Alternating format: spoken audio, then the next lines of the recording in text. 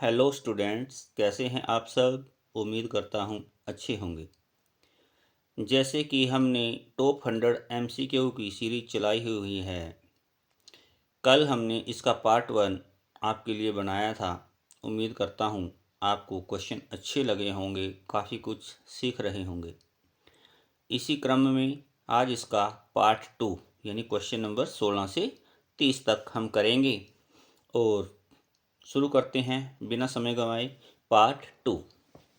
इसका first question है 428721, मतलब 4,28,721 ਵਿੱਚ दो ਦੇ ਸਥਾਨਕ ਮੁੱਲਾਂ ਦਾ ਅੰਤਰ ਕੀ ਹੋਵੇਗਾ। What is the difference of place value of number 428721। तो इसके लिए हमें इसका स्थानक मूल्य निकालना पड़ेगा। तो क्या होता है कि जैसे हम इसका स्थानक मूल्य निकालेंगे, ये 2 है, इसका 2 का 2 रहेगा और इसके बाद कितने डिजिट हैं, 1 डिजिट, तो ये बन गया 20।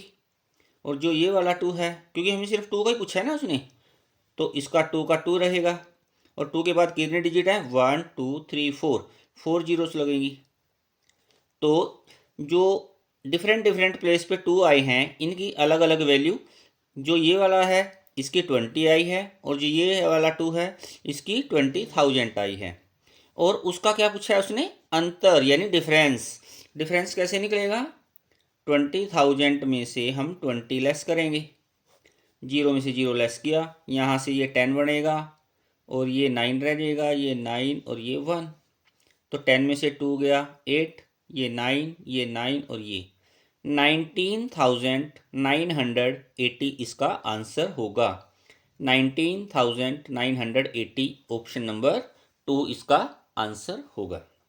Second question 15625 star which star ਦੇ ਸਥਾਨ ਤੇ ਕਿਹੜਾ ਅੰਕ ਹੋਵੇਗਾ ਜਾਂ ਕਿਹੜਾ ਅੰਕ ਆਵੇਗਾ ਤਾਂ जो यह संख्या मतलब ये पूरी जो संख्या है स्टार लगाने के बाद, ਤਾਂ जो यह संख्या 11 नाल पूरी भाग हो जाए।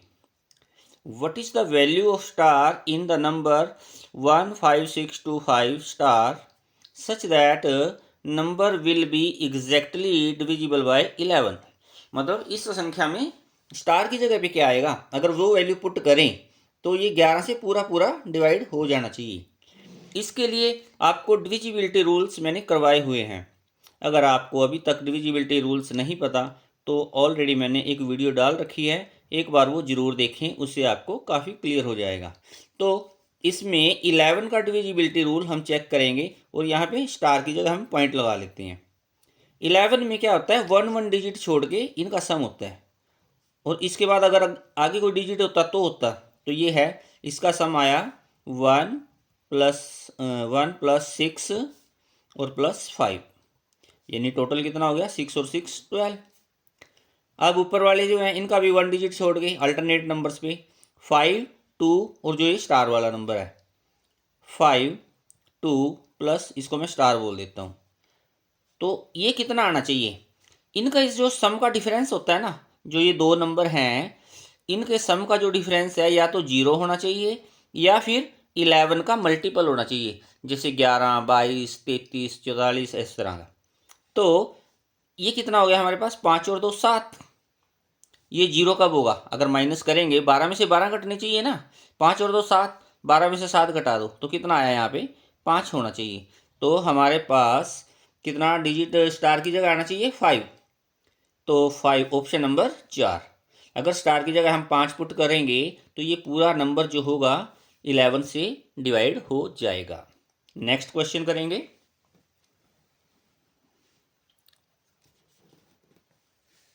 दो संख्यावां दा महत्तम समापवर्तक यानी HCF ਅਤੇ लघुत्तम समापवर्तक LCM क्रमवार, मतलब क्रम का मतलब क्या होता है भी, पहले HCF लिखा है तो पहला नंबर HCF होगा, बाद में LCM लिखा है तो बाद वाला नंबर LCM होगा।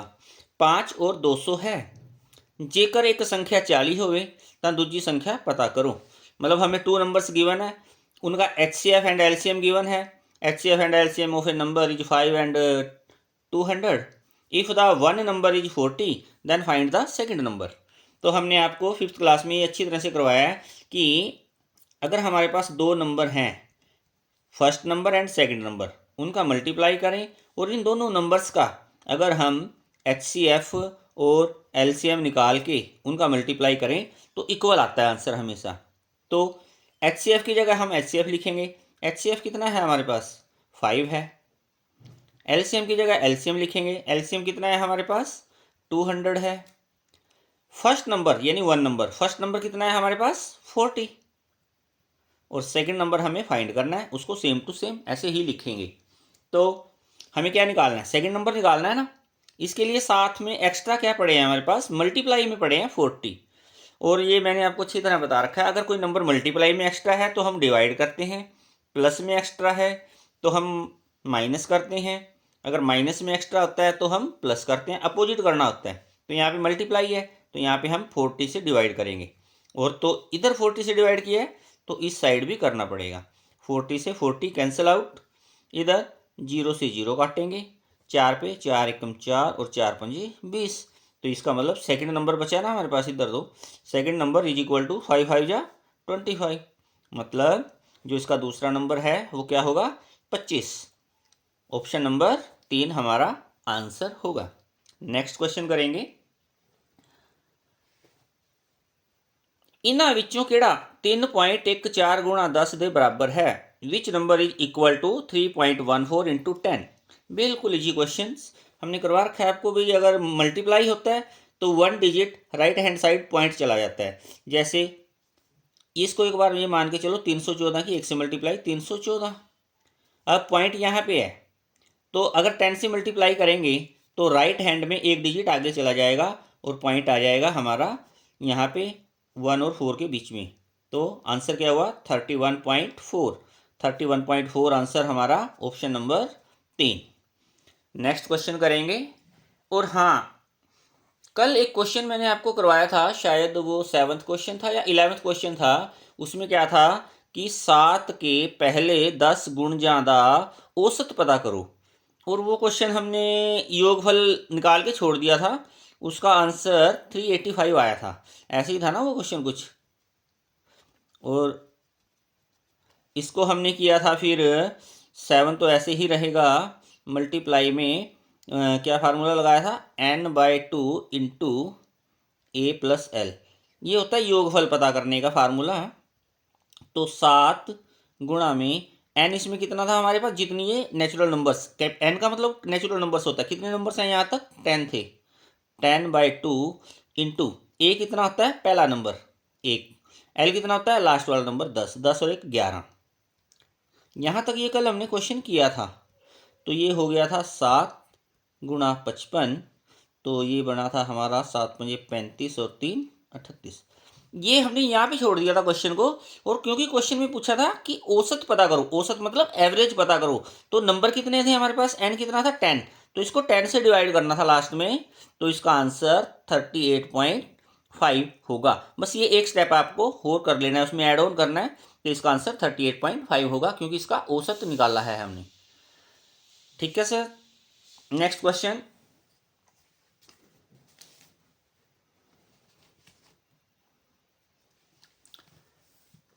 Ten plus 2 plus 1/10 plus 2/100 the मान की होवेगा। बिल्कुल कल भी इस तरह का एक क्वेश्चन हमने किया था। 10 और 2 12, ये तो सीधा 12 आ गया, 12 तो सब में ही है, नहीं 12 इसमें है और 1 इसमें है, तो इन दो में से कोई एक आंसर होगा। ये क्या है 1/10, एक जीरो है नीचे, यानी पॉइंट के बाद पहला डिजिट, इसमें 2 जीरो नीचे, पॉइंट के बाद ये दूसरा डिजिट होगा। 10 और 2 12, पॉइंट पहला डिजिट क्या होगा 1, दूसरा डिजिट पॉइंट के बाद 2, यानी कि 12.12 हमारा आंसर होगा, जो कि ऑप्शन नंबर 4 है। नेक्स्ट क्वेश्चन, 36 मिनट 1 घंटे दा किन्ने परसेंट है, किन्ने प्रतिशत है। कल भी इस टाइप का क्वेश्चन आया था, 36 मिनट 1 घंटे दा भी कितने का पूछा है उसने। तो सबसे पहले ऊपर क्या आएगा 36 मिनट, जिसके बारे में पूछा है, किसका 1 घंटे का, क्योंकि ये मिनट में है ना क्वेश्चन, तो 1 घंटे को भी हम मिनट बनाएंगे। 1 घंटे के अंदर बराबर 60 मिनट होते हैं, तो इसको हम 60 मिनट में कन्वर्ट करेंगे। परसेंटेज हमेशा किस पे निकलेगी 100 पे निकलेगी। तो कटिंग करो, इसको 0 से 0 काटो, 6 1 जा 6, 6 6 जा 6 की 10 से मल्टीप्लाई 60, यानी कि आंसर क्या होगा 60%।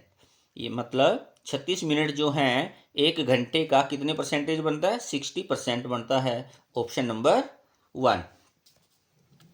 एक किताब की कीमत 125 रुपए की थां ते 150 रुपए हो जाती है। मतलब पहले एक किताब है जो 125 रुपए में मिल रही थी, हम तो सोच के गए भी 125 में मिलेगी, लेकिन उसका रेट इंक्रीज हो गया 150 रुपए हो गया। तो उसने पूछा है कि किताब दे मूल्य विच किन्ने परसेंट का वाधा हो गया। Coast price of a book is ₹150 from ₹125। 125 से बढ़कर 150 हो गया। How many percentage price increase of the book. तो जैसे लाभ हानि वाला हम क्वेश्चन करते हैं, अगर लाभ प्रतिशत निकालना हो तो लाभ बटे खरीद मूल गुणा 100 होता है। अगर हानि प्रतिशत निकालना हो, हानि बटे खरीद मूल गुणा 100 निकालते हैं। मतलब नीचे क्या आता है, बेस प्राइस आता है, बेस जिसके बेस पे हुआ। मतलब बेस क्या हुआ, पहले कितना था, रेट पहले कितना था 125 रुपये था पहले, अब तो जो मर्जी हो गया ना, लेकिन बेसिक प्राइस तो ये रहेगा उसका। और रेट कितना बढ़ गया, पहले 125 रुपये था, अब 150 हो गया, कितने रुपये बढ़ गए 25 रुपये बढ़ गए। 25 रुपये का रेट इंक्रीज हो गया, 150 में से 125 आप लेस करके देखोगे 25 रुपये बढ़ गए ना। 25 रुपये किसके अकॉर्डिंग बढ़े, 125 के बिहाफ पे, और परसेंटेज हमेशा 100 पे निकलेगी। तो कटिंग करो, 25 का टेबल 25 का पहाड़ आता ही होगा आपको। 25 एकम 25, 25 पंजा 125, 5 एकम 5, 5 दूनी 10, आंसर कितना आया 20%। ऑप्शन नंबर 2 इसका आंसर होगा। नेक्स्ट क्वेश्चन करेंगे।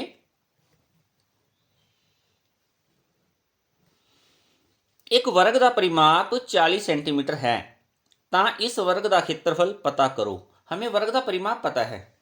वर्ग मान लो ये वर्ग है हमारे पास, इसका परिमाप कितना है 40 सेंटीमीटर। हमें पता है वर्ग की चारों साइड्स बराबर होती हैं। तो 40 कब होगा, जब 10 10 10, यानी कि 40 को 10 से भाग कर दो, सीधा सा ये है। तो इसकी हर एक साइड्स 10 सेंटीमीटर आ गई। हमें क्या फाइंड करना है, find the area of the square, वर्ग का क्षेत्रफल। एरिया ऑफ स्क्वायर यानी वर्ग का क्षेत्रफल क्या होता है, क्षेत्रफल भुजा गुणा भुजा, भुजा गुणा भुजा। Area of square is equal to side into side. Side कितनी है 10 सेंटीमीटर इंटू 10 सेंटीमीटर, 10 जा 100, 10 की 10 से गुणा करेंगे 100, सेंटीमीटर की सेंटीमीटर से करेंगे सेंटीमीटर स्क्वायर। तो answer option number D 100 centimetre square इसका आंसर होगा। नेक्स्ट क्वेश्चन करेंगे। जेकर 9 खिडौणिਆਂ की कीमत 333 रुपए ਹਨ ਤਾਂ इस तरह ਦੇ 10 खिडौणिਆਂ की कीमत पता करो। यूनिट मेथड लगाएंगे इसमें। जैसे cost price of 9 toys is ₹333, then find the cost price of such 10 toys. तो ਆਪਾਂ जैसे करते हैं ना, 9 खिडौणिਆਂ की कीमत,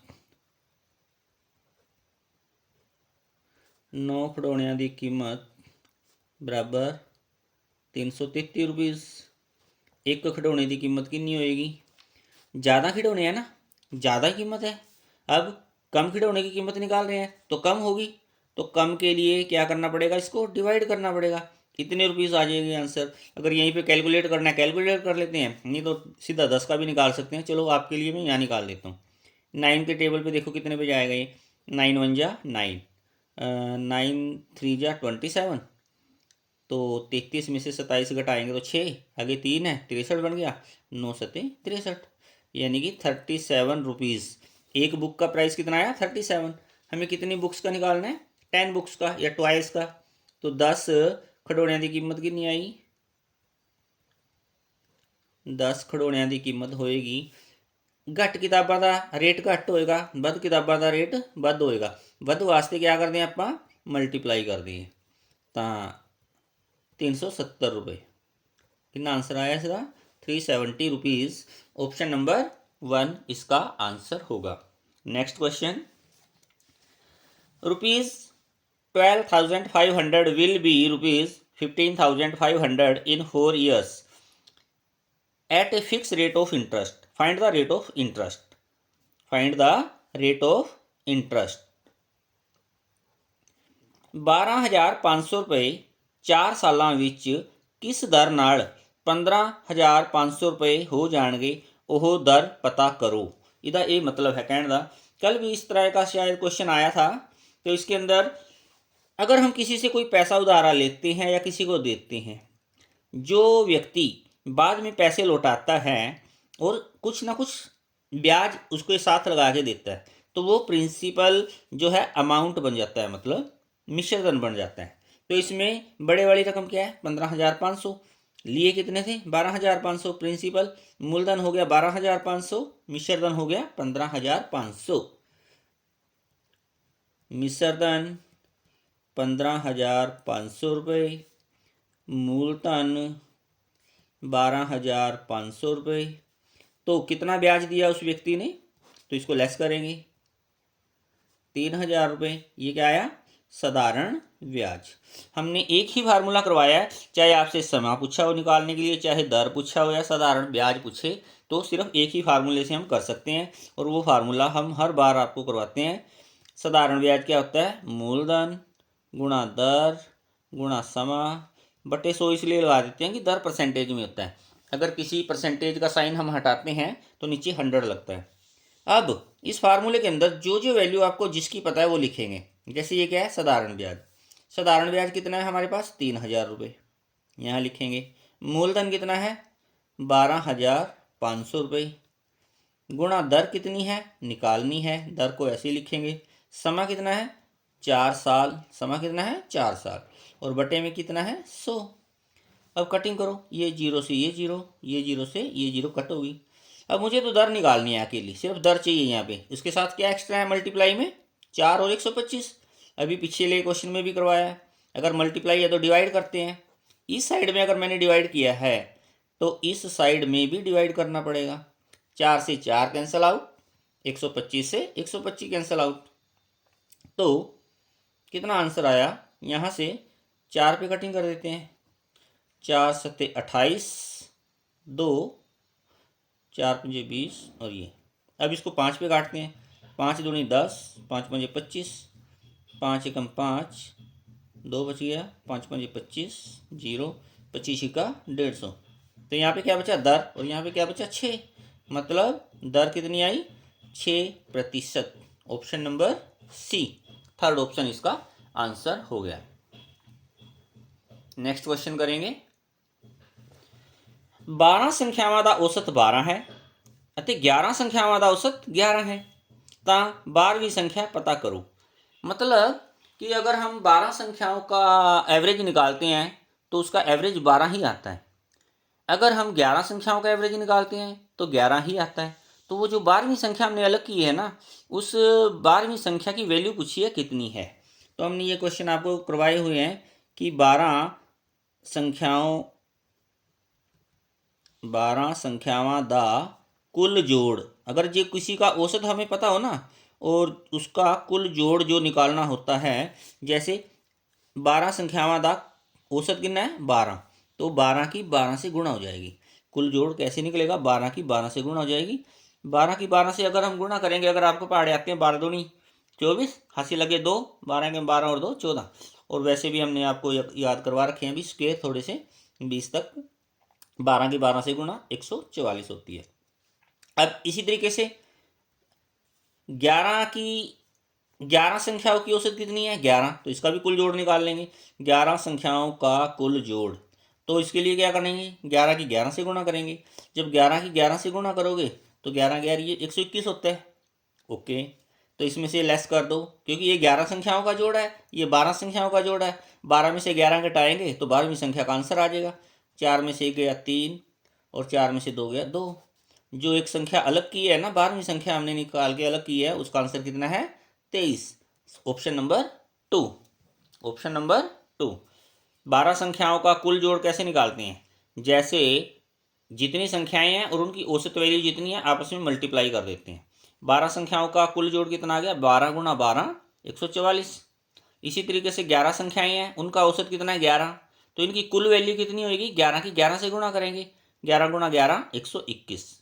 अब जो 12वीं संख्या हमने निकालनी है इसमें से माइनस कर देंगे आंसर आया 23, option number second.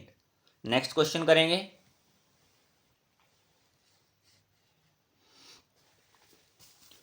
Zero point 001 into 0.0001 the मान की होएगा। सिंपल मल्टीप्लाई करनी है। एक की मल्टीप्लाई एक से 10 बार करोगे तो भी एक ही आएगा, और ये तो 2 बार करनी है। एक की मल्टीप्लाई एक से की, एक आंसर। अब पॉइंट कहाँ लगेगा मेन ये देखना है हमें।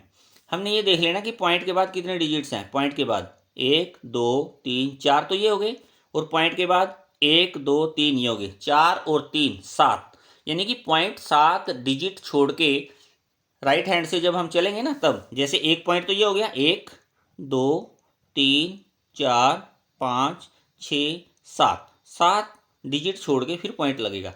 1 2 3 4 5 6 7 पॉइंट छोड़ के हमने इसका पॉइंट लगाना है। तो ये हमारा आंसर ऑप्शन नंबर 4 ठीक होगा।